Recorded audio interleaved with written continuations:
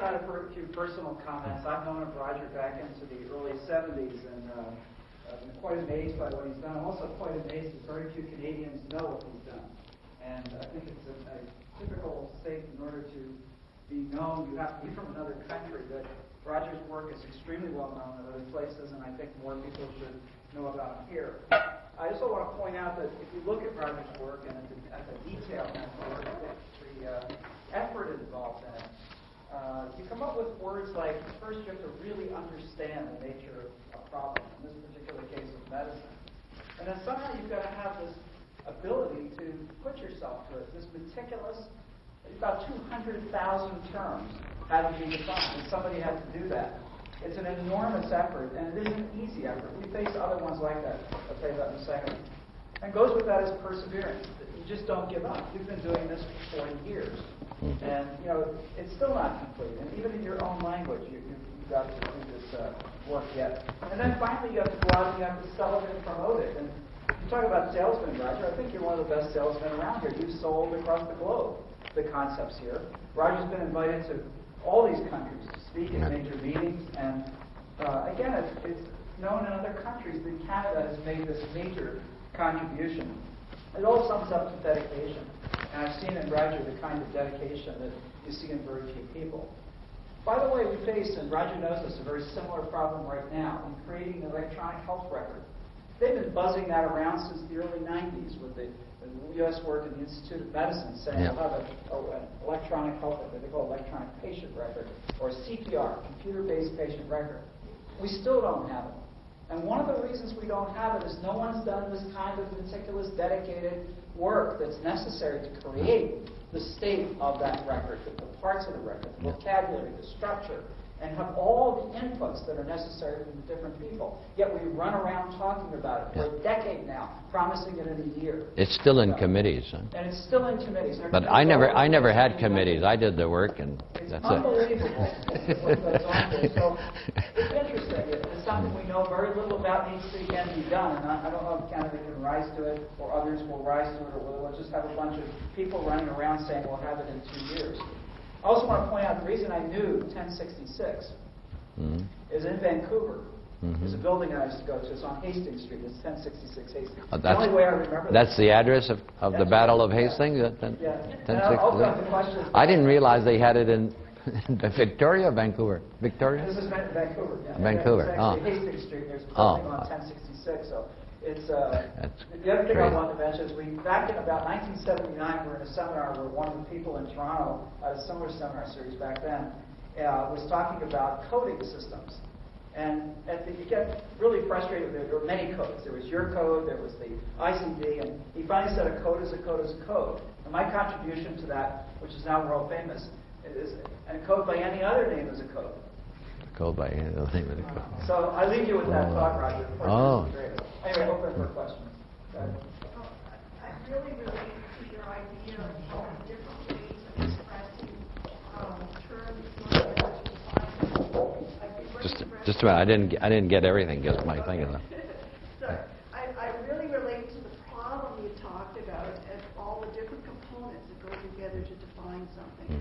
And I was part of creating some breast cancer databases using a lot of pathology. And one of the things that we found was very challenging, which I don't know SNOMED well enough, and maybe you're headed this way, is how to put the different terms together that come in different order over time. Like, it's very easy to put together terms that come together in a relatively short period and say, that's whatever. But these ones with breast cancer, they come in over years, and you have to redefine the whole concept of what happened to that patient. And I'm wondering, is that something that you're... but it's easier to redefine things when each thing is in its place. But if you have things brought together under one rubric in a classification, and things change, then you really have trouble redefining and following it through. But the Ontario Cancer Care, which uses DM8 and 9, which is really SNOMED, but it's called the ICDO, I mean, they have that down in a way that they can get at all the information over time. So I think it's probably easier with a nomenclature such as SNOMED than to do it with a classification. The Cancer I'm a statistician, and I still don't like it. I think they don't have the clinical accuracy yet, and I hope that's something that maybe SNOMED or something coming out of it will develop. We had to do it by hand. I mean, we basically had to just call a halt. I could not see any way of programming this in a sensible way to give 100% accuracy, which is what we wanted for clinical research. So And that was for the breast cancer study? Breast cancer at Women's College. Yeah. And we just basically had, we had very meticulous pathologists and others who were using a variety of terminologies. We had surgical procedures, and it got to be impossible on any kind of a programming. Well, that probably has more to do with the design of your database, because when you start off, you design a database that you think it'll be all right, but after 10 years, you've added so many things, and all of a sudden it's just ready to go down. So, I don't know. The people who are working on our databases to permit data mining and go in and out like that, the SAN technology people, they use a nucleus database. There's Oracle data. So there are all kinds of new databases. Some are relational, some are not. Some are hierarchical. But I don't know much about databases, so I know what I do and my logic, but and how I've expanded it and kept track of it. But these database people, they're funny people. You have to sit with them for a while to learn how to do something. But and I don't really have to do that. So, but you ask Dominic and those other people. Questions? Other questions? Comments? Mm-hmm. I know Ian's in the back. Maybe you face this problem of classification of procedures and so on in your work quite a bit. I wonder if you have any comments on it. I think it's a tremendous effort, and I guess I didn't realize the history of it as far back as it went, and I guess I find it somewhat discouraging that we still struggle with the depth of data quality issues that we have with getting the correct data element captured given the thoughtful structure of this. Maybe it speaks to the need for better, and it speaks against profession, but need of consistency in training and the people who assist with the coding we link here. But Well, it's certainly a robust system. I was going to say, if you don't understand it, you're probably from Kai-Hai. No? Not from Côté. Oh, you're not? Okay, oh, good. Their offices maybe, so it rubs off. It rubs off. No, the reason I say that is I've had contacts with Kai-Hai over the years. They don't understand anything except one axis, ICD.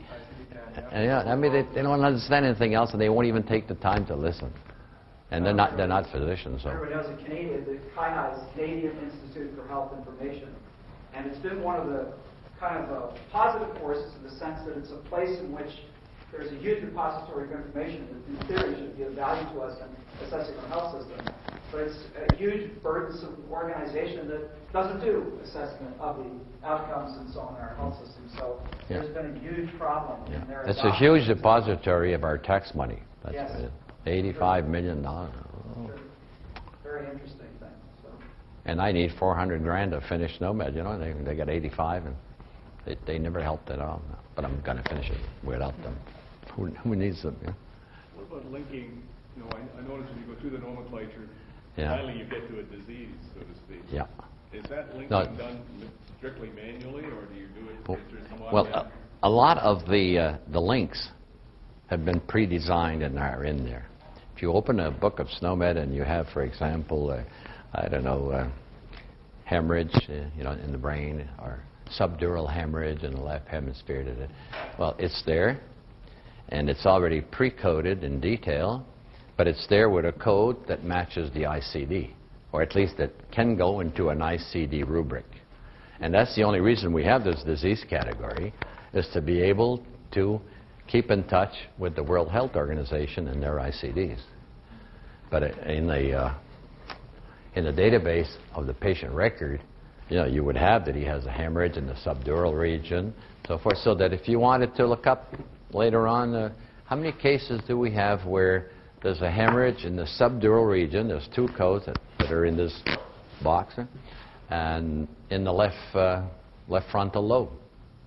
Well, you can do that. That's two M's and a T, and you look up in the reference column. It has to be a multi-axial database. But you look up like that, then you pull out these cases exactly. as you want them. Yeah?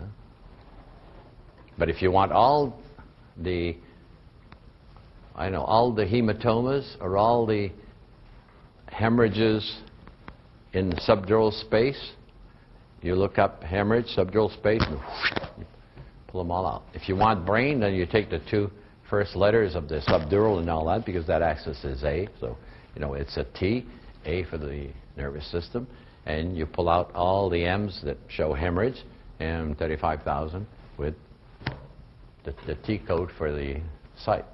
So you can search on a site, you can search on a disease. If you want to know all the infections of the lung that are due to Staphylococcus aureus, you go through the bank and you search on Staphylococcus aureus in combination with these other two codes, and you pull them all out that way. The difference here is the idea of a vocabulary. In fact, the training problem is really the clinical people in a way. What you like is that everyone has this common set of words in this structure, and then if they express a disease, today that might compute to this diagnosis. Tomorrow it might actually compute to a different diagnosis. Yeah. I'm reminded back in the 70s when they discovered suddenly mitral valve prolapse. And the issue was, have we seen that before? Well, mitral valve prolapse was a certain set of heart sounds and electrocardiographic findings, fundamentally, maybe symptoms as well. If it were coded into the vocabulary, I could have gone back to when this didn't exist as a diagnostic statement, and I could say, oh, those were examples of mitral valve prolapse. Yeah, we didn't know what it was, but that's what it was. Yeah. Yeah, we do the same with signs and symptoms, and, for different diseases. But you have to, all pathologists should be clinicians and vice versa, no? You're up to 11 axes now. Yeah. Do you see any other axes coming along? Not today. Yeah, but after being on your autoroutes there, your autobahns there, jeez, I can't stand another one. There are the signs on the thing, no more than 8 axles, no more than, let me show a sign there for you. Yeah, put on my back, yeah. I remember back about 22 or 23 years ago sitting in a meeting with you, Dr. Côté, and Jean-Claude Martin at the Canadian Hospital Association in Ottawa. And I thought at that time... Martin at the Canadian Hospital Association? Oui. That's you? No. Oh. No. He was the president of the association. Yeah. And I thought you were talking with us at that time about artificial intelligence in medicine.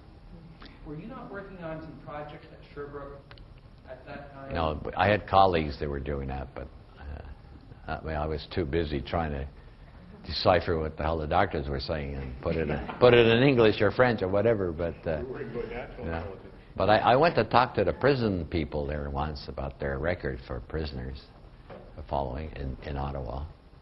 That's the only time they let me in Ottawa. The rest of the time I didn't have the proper credentials. All I had was an American passport with a landed immigrant card.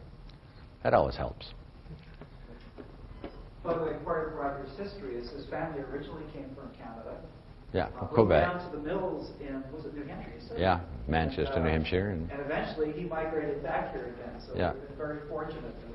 And he came back without anthrax or some major disease, which was good. Right. I came back without anthrax. Well, I diagnosed 2 cases while I was there as a resident. It's been observed that certain groups have a genetic predisposition to certain diseases or ailments or whatever one wants to call them. Can that fit in your categorization? Yes, predisposition and things like that is something functional about a person, but a lot of that will be solved when they get into the genetics and the genome, and if that is the case, but it's not always the case, not always genetic. There's environment and so forth. So there's some different, I don't know, not axes necessarily, but different ways of looking at things now that are certainly going to change. Medicine is not going to stay stagnant, as you know. And there'll be a lot of changes over the next few years. And I hope by then I'm done with the French and I can go fishing. I got a couple of bass in the lake that are just waiting for me. They'll be this big by the time I get them. But we should be done on the next year or so, I think. Then I I'll... would just comment too that I first learned about SNOMED more from a nursing point of view. And From Kathy Hanna? No. Oh. From a company that's going to use McKesson to, or that's the company, to use, because SNOMED is going to be so widespread throughout the state and available and be able to use this as a standard. They're going to use it to build upon putting guidelines of care into place from the nursing point of view. And at that time I didn't know it came from Canada, or the development work was done. But I think it's exciting as well because it approaches the view, or it's allowed to be applied to the patient as a whole and not just the medical aspect. So Yeah, well, the nursing aspect, we put that in from way back with the NANDA codes and so forth. But then we had to be careful that in there we had to put diagnostic statements, the things that they observe. But when you come to different protocols of what they do, the nurses, this becomes a procedure. It's something you do for a condition. It's not something you look at and say, well, that is, so, and you make a diagnosis. You're using that, you make a diagnosis. When you start doing something, there is a charge attached to that. If it's a doctor, he probably gets paid one way or the other. If it's a nurse, it's accounted towards her salary and all that. And the reason you can justify 10 nurses is that there's enough work for 10 nurses in the ward. Well, you have to count the activities that you do. And sometimes people forget and they start mixing the diagnosis with the activity. The surgeons do that all the time. They say, I did a hysterectomy for fibroids. Well, you know, they did a hysterectomy. The fibroids is the diagnosis. But when they start mixing that up, you know, then you're not being pure in your nomenclature or classification of things. The uterus has fibroids, and what do you do for it? Well, you take it out. You know, so that's a hysterectomy. But they mix all that up, and the CPT is bad because, you know, there's a procedure for a tumor either of, you know, the left tube, the right tube, the right ovary, the left ovary, or both, or the uterus. And you look at that and you say, you can't make sense of it. You really don't know what was done for that patient. And when I asked the people at the AMA about this, I said, your CPT is bananas. You know, what's this? I said, you know, the government that pays for these procedures doesn't know what they're paying for. And they said, that's just why it's like that. I said, well, okay, so I got an answer. Yeah, they're making it not scientifically, but to protect themselves from all kinds of legal things and be able to collect the most amount of money. It's not a very clean system, you know. And it seems from what you're saying, SNOMED, that if a doctor or physician or other person put things into it, mixing it up, as it were, because that's how they're thinking of it at that layer, what SNOMED would do sort of underneath is sort that all into the right basket. Do I have the right idea? You still need people to sort things out. You can't let just the system sort it out. You know? You can point out the different things that are wrong with it. Like if you have a procedure and you have a topographic structure mixed in as a T code for some other thing, it can alert you to that. But you need good people to control the information. And that's where the medical record people come. They're not librarians anymore. They're what? Administrators? Actually, it's themselves now health information managers. Health information man. My God, give them all an MBA. You know, the managers. But anyhow, we have to keep that closer to what they're actually doing. You know, the medical record is sort of it's sacred for each patient. You know, you don't give up your medical record for nothing. And any other questions or comments? I was involved with setting up a pathology system with SNOMED, which works really well because pathologists, as you mentioned, are rather poetic, and they what one person says is not what the other person says, but it's really the same. Yeah. The same body. A lot of that, huh? SNOMED works really well for that. I'm wondering if you are there any places who are really using SNOMED right across the hospital to create the codes and the charges and all those things, or is it really more just in research right now? No, there are some hospitals that are using it within systems, and St. Louis, what is the name of the systems in St. Louis? Barnes. Huh? Barnes Hospital? No, but I mean, I'm talking about a company that uses SNOMED in some. But not all the companies who have hospital information systems have everything in there, you know. They'll probably have 3 or 4 applications with SNOMED, and another company has 3 or 4 others. Right. We use it extensively in pathology with the Yeah. Meditech system. Oh, Meditech, yeah. But they weren't using it in medical records. No, no. But a lot of the classification, or rather the naming of the tumors by the pathologist goes to medical records for the cancer registry. Yeah. Yeah. So they take all the 3s, everything ending in a 3, a 9, or a 6. Those are malignant tumors. So you can pull them out and put them there. Right. Yeah, there's a method to that madness, you know.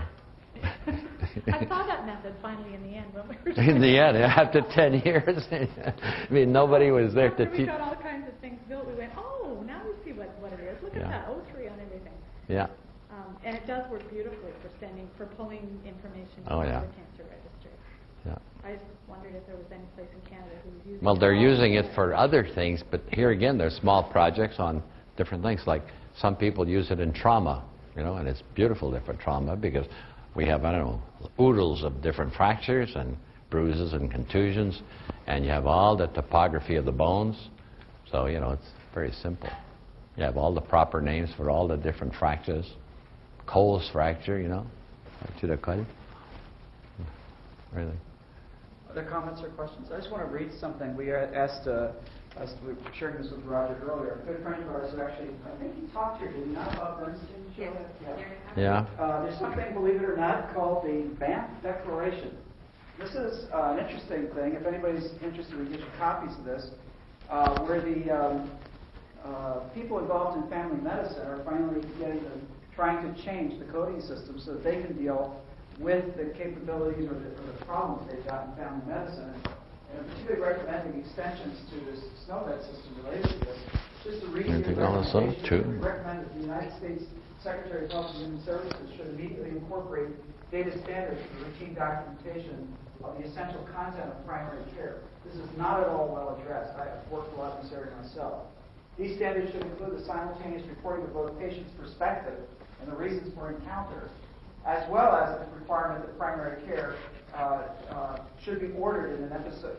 Requirement that primary care data should be ordered in an episode of care structure.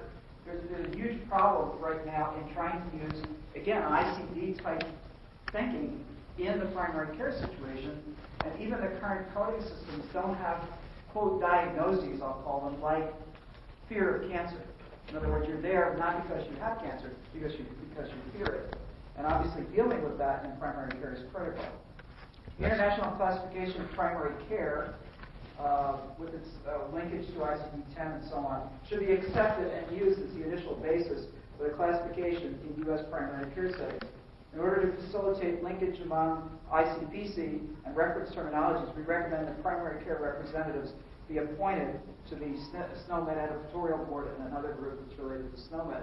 So we're seeing now that more people are sort of getting on the bandwagon of SNOMED and bringing additional vocabulary elements into it that weren't in this initial area.